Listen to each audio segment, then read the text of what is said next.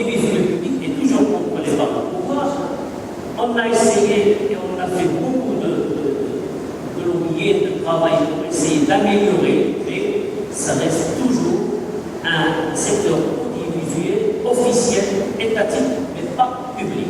Et il n'y a pas la notion du service public. As a general first observation, I would say that in contrast to other revolutionary or sort of rapid democratization contexts, in the Arab world, in general, we have seen rather little more reform. If we compare, for example, to Eastern Europe, to South Africa, to Indonesia, in those countries, in those places, 3 years into the reform process, there was a strong track record already of legislative reform. I think it has to be about localization of content. It has to be about providing content that reflects the needs and interests of the audience. Something that the commercial broadcasters and certainly the Pan-Arab networks are less able to do. We also have to realize this focus on human rights, this focus on freedom of expression. We also need to take a broader look at democracy's important such.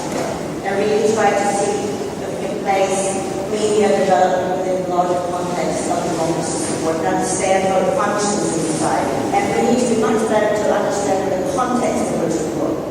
Now the Arab Spring here, sort of a lot of efforts, a lot of resources into supporting social media, protection of bloggers, and a great focus on the internet.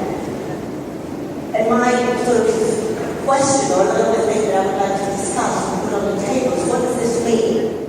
Je veux dire qu'il y a maintenant un chantier ouvert, très important, où on va jouer un rôle très important grâce au soutien de la société civile, des partis démocratiques, de votre soutien aussi au niveau international, et pour poser les questions suivantes.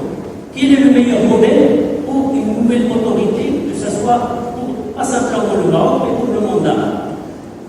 Comment est la possibilité de faire un contrôle de la société? Quelle est la participation des travailleurs et des syndicats? Comment on peut avoir une bonne gouvernance? Comment on peut s'adapter aux nouvelles technologies?